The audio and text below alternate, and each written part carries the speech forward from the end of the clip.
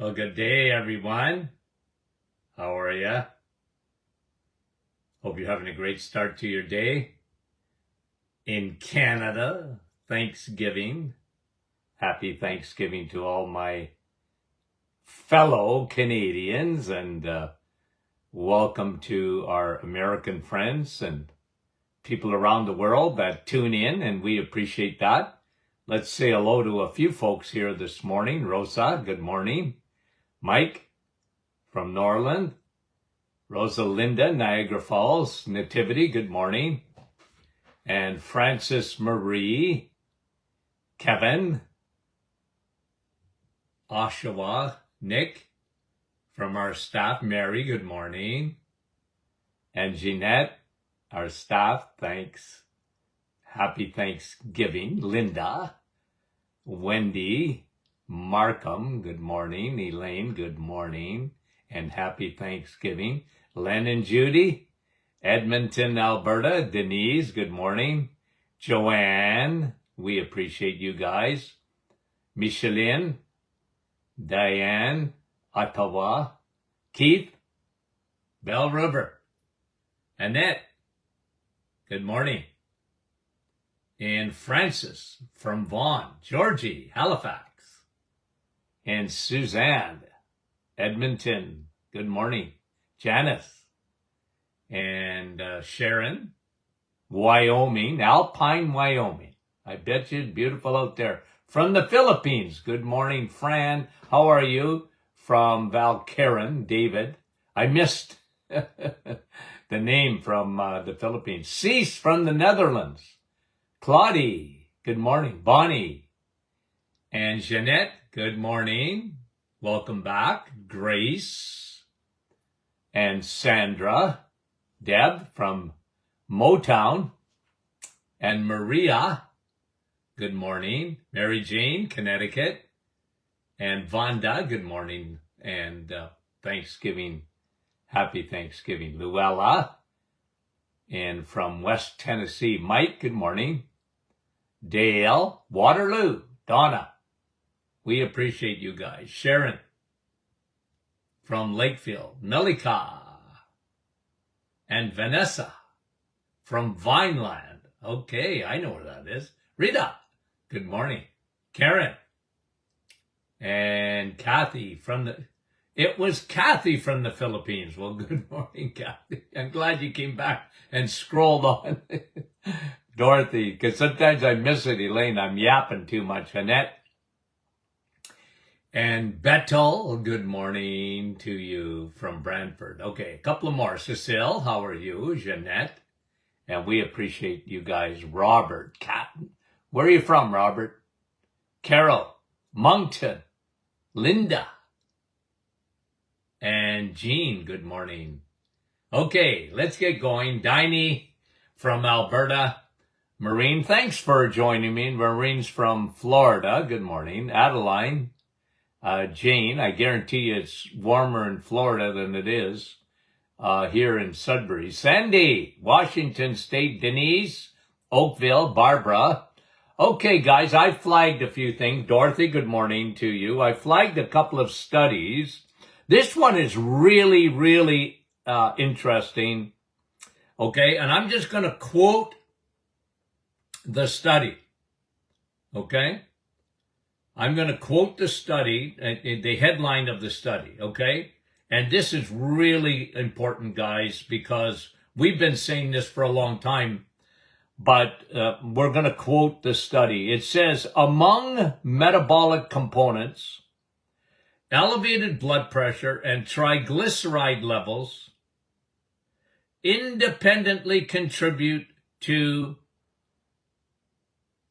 CAC progression. Now, what's CAC?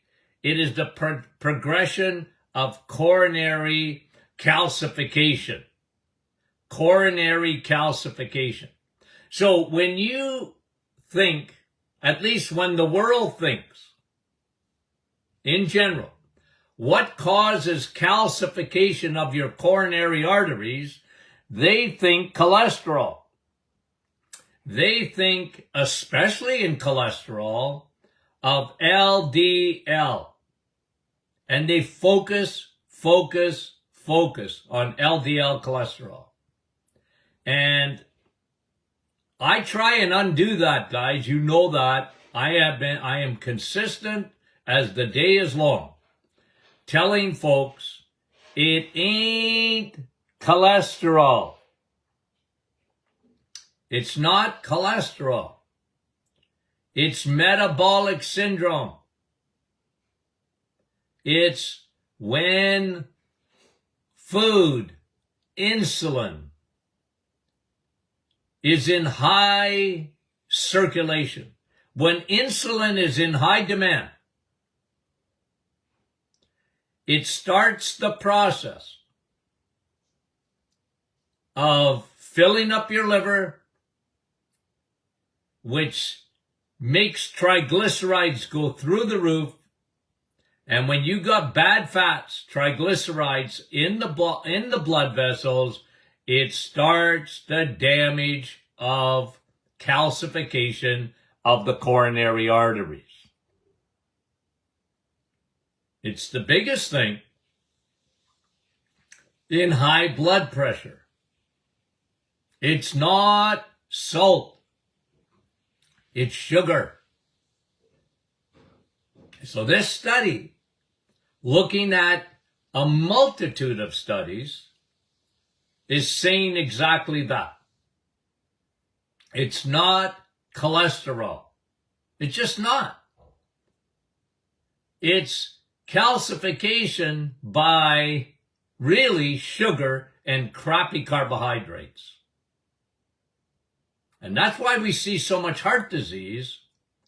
And that's why we're not winning the war on heart disease, because we got it all wrong. We got it upside down. We're not looking at the right thing. If you don't look at the right thing, if you don't look at the right cause, how are you going to fix it? How can you fix it? And so my job is to make these studies available to you, okay? Because medicine has focused for 50 years and more on cholesterol, because they found a medication that can lower it. They're going to lower your LDL. So what? What does that do? What does it do?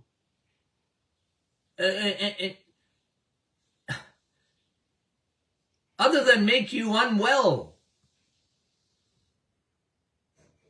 The cholesterol hoax. And as they study it more and more and more, they find out that that's exactly what is right. It's a hoax.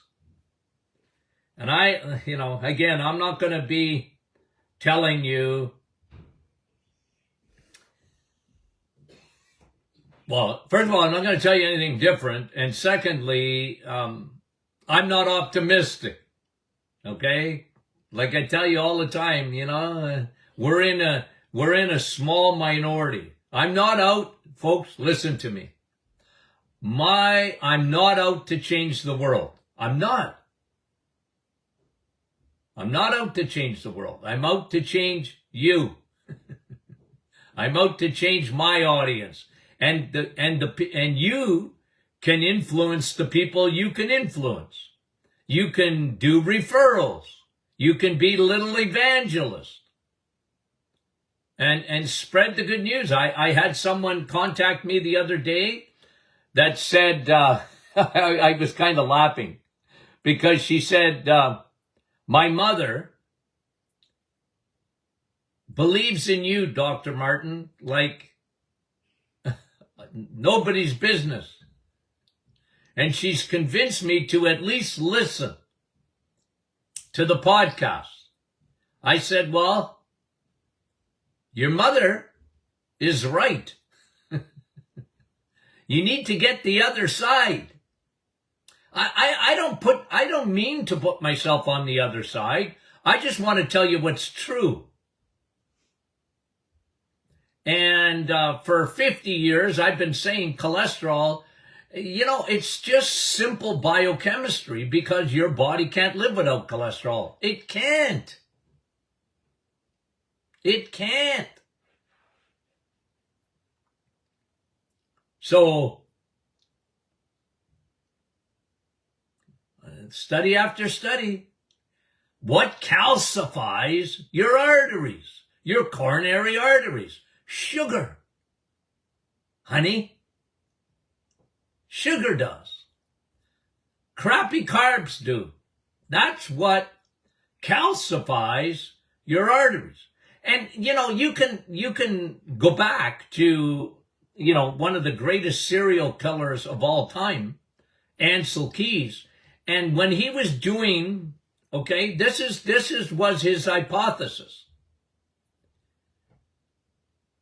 When someone had a heart attack and they analyzed the blood vessels, he saw the calcification and he saw, he said, well, that's cholesterol. Well, cholesterol might have been there, but it's not the bad guy. Cholesterol's not the bad guy. Of course, the policemen are at the crime scene. Are they the bad guy? No. Firemen are at the fires. Are they the bad guy? Of course not. They're not the arsonist. They're there to put the fire out. And that's true, by the way, because even in a medical way, cholesterol is there to put the fire out. It's there to pick up the triglycerides.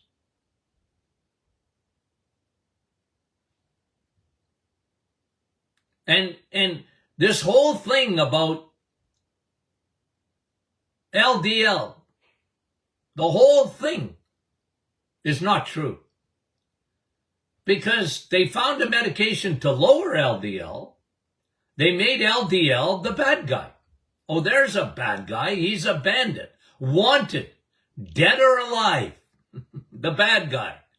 LDL cholesterol. And doctors today, 99.999, they look at blood work, and when they look at the lipid profile, all they care about is LDL and total cholesterol. It's so ingrained into their DNA that that's what doctors look at. It was never true, my friend. It was never true. It's not true today. It wasn't true then. It won't be true ever. Cholesterol is not, repeat, not the bad guy. It's the good guy. You need cholesterol. God don't trust you. He don't trust you. And that's why you make 85% of your cholesterol is made in your body, in your liver, and the other 15% at least contribute. Do your part and eat it. And cholesterol, and it's going to get worse and worse and worse, in my opinion. Not that cholesterol will get worse, but the doubling down will get worse from the so-called gurus out there, because they want to get rid of animal products. The meatless craze. And it's going to get worse, my friend. Like I said, I'm more, people say, Doc, you're pessimistic. Well, I'm pessimistic because I'm a realist. I understand that I'm in the minority. And there's such propaganda and indoctrination, and they have my generation hook, line, and sinker. Because if you talk to anyone that's, in their 60s or 70s or 80s or whatever, they will tell you cholesterol is a bad thing. It's bad. Why is it bad? Well, it gives you heart disease. That's what cholesterol does. they've been duped. And now what's happening, you see, from the cereal companies to the food companies to the big pharma, what do? They go after kids. And now they want you, what are you eating meat for? Why are you eating eggs? That'll give you cholesterol. Why are you eating cheese? That'll give you cholesterol. That's not good for the planet. Now they make it about the planet. Cows are bad because they fart. Ooh. It's crazy. I'm sorry. I don't buy it. It's not science. It's religion, my friend. It's not science. It's religion. Okay? Now I get excited, but it bothers me. And then you get these studies that come out, and you're going to hear very little about it. You're going to hear very little about it. It's too bad. Okay. Here's one. Okay. Another study. Iron overload and psychiatric illness. Now, this was a small study. But it was interesting. Okay. 7 patients with varying psychiatric disorders were found to have iron overload. And their serum ferritin was very high. And they said, like they even admitted in the study, that this is a small study, but nonetheless could be significant. Now, let's talk about iron overload. How do you get iron overload? Now listen. When I was in school, ferritin, okay? 99.9% of the time, ferritin was low. So you studied a lot about ferritin and having low ferritin levels. And that usually, 90-something% were in women. And, the deduction is pretty simple. Think about it. Bad periods, hormones, loss of blood, low ferritin. Okay? So often, women were given iron. Okay? Not that men wouldn't be given iron, but very rarely. I mean, so folks, just do the math. It's women. Okay? It's women. Low ferritin. Studied that till it was coming out our ears. And I was a big guy in talking about hormonal balance. And when you get, I've said this to you before and I'll say it again. Women go through 3 major hormonal periods in their life. Okay? The first menses, having a baby, and menopause. They're very traumatic, or can be, very traumatic hormonal events in a woman's life. Men, no, we don't go through that. We don't know what that is. Menopause. What do we know about that? We don't know anything because men are babies. We couldn't do it. But women, go through turbulence in their lives, or they can't. First time they have, talking to a young lady the other day, and her periods are so bad. Her PMS is so bad. Her menses is so bad. And, well, I said, you're out of balance. You're out of balance. You got way too much estrogen compared to progesterone. And guess what happens when you have a baby? For a lot of women, not all. They have a baby. Their progesterone is left in the placenta. And it doesn't catch up to estrogen. And then they can have all sorts of problems. Thyroid problems, where they gain weight like nobody's business after a baby. They can get postpartum depression. It's hormonal. And then they're put on stinking antidepressants. It drove me crazy when I was in practice. I said, your depression didn't come first. You were out of balance with your hormones. They became hormones. You were in turbulence. And it was rough. And then you get menopause. And listen, I used to treat women in their 20s. And they were in perimenopausal. Their hormones were so out of whack. And they were coming in for a rough landing in their 20s sometimes. I'm not kidding you. And with all the estrogen there is in the world, and estrogen mimickers, and, every chemical, and soy, driving up their estrogen compared to progesterone.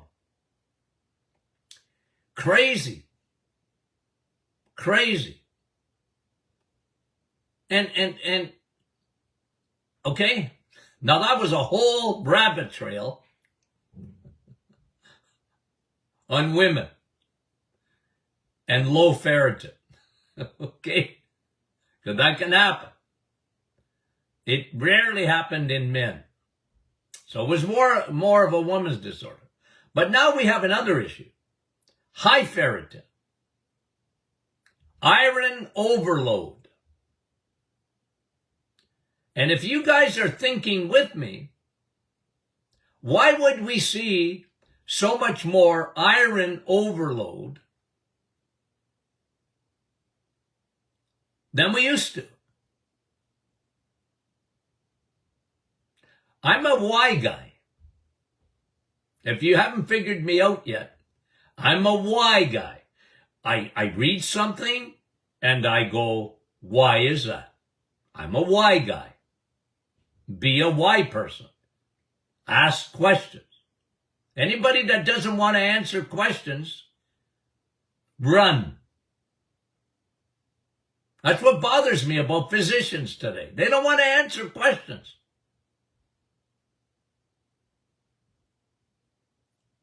Run. Okay, but why would there be so much more iron overload? Well, where does it occur? Why is it happening? Because, and some doctors will tell their patient, this is crazy, but they do. Well, your iron is high. Steak has iron. Therefore, cut back on steak. Yeah, but that ain't the problem, my friend. Yes, the best iron in the world is in steak. But when you have an iron overload, it's not because you're eating steak. It's because your liver is overloaded. That's how you get high ferritin. High iron overload when the liver is all gummed up. That's what's happened to the liver. See, meat is down. The consumption of meat is down 35%. Now, it can't be meat. In the last 30 years, meat is down 35%, and high fructose corn syrup is up by 300%. Because people are carboholics, sugarholics. Drinking sugar is the worst. You get iron overload. The liver is gummed up, guys. I'm a why guy. That's why. That's why. Genetics, 10%. But you can override genetics. You might have a tendency to have some hemochromatosis, which is more iron in the blood. But it's not because you're eating iron. It's because the liver's gummed up.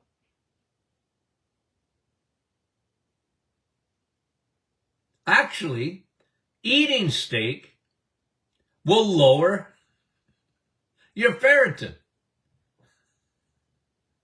If you have low ferritin, eat steak. If you have high ferritin, eat steak. How do you like that? Because steak will empty your liver. Got it?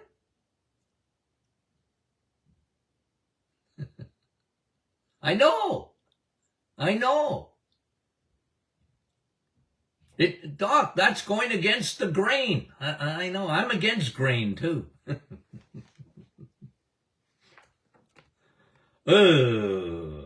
But, like I said, there's a reason why there's such an iron overload. And it's the new world in which we live. Okay? Okay. Now, do I have time for one more? Probably not.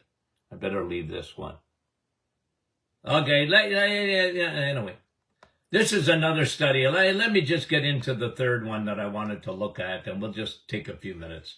Rheumatoid arthritis is an autoimmune disease. Do you know that? Yes, you do. Okay? And this is a study says may be caused by the rogue immune system. I'm just giving you the quotes of the study. A rogue immune system hijacked. The immune system hijacked. I like that. Sugar, seed oils, and free radicals. Caused by a rogue immune system. I like that. I like the terminology. Rheumatoid arthritis. All immune system. Now, they only missed on one thing here. Okay? I love the thinking. I love the study. I really do. And again, this is looking at a multitude of studies, and they're saying that the rogue immune system, the immune system becomes rogue. It gets off the radar and starts acting on its own and turning on itself. That's autoimmune, my friend. Auto, self, immune. Okay? That's what it means. And they're saying, I love it. They're saying sugar,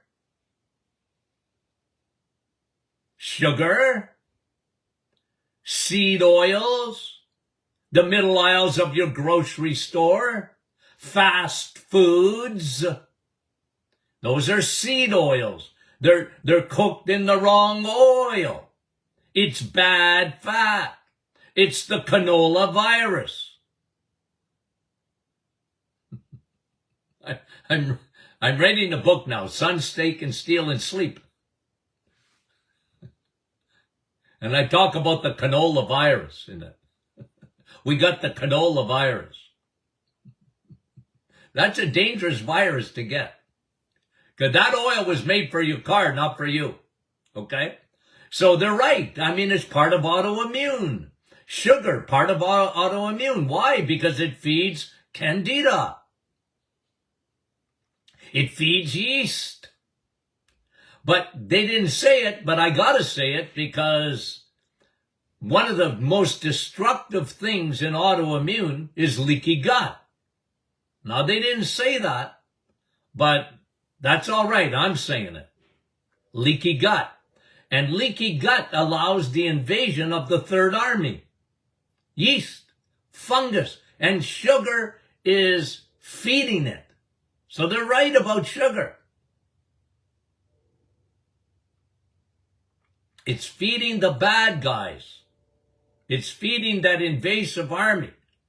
And leaky gut, leaky joints, autoimmune, MS, leaky gut, leaky brain, Parkinson's, leaky gut, leaky brain, and free radical damage. I agree. I like that study. Oxidative. Absolutely, my friend.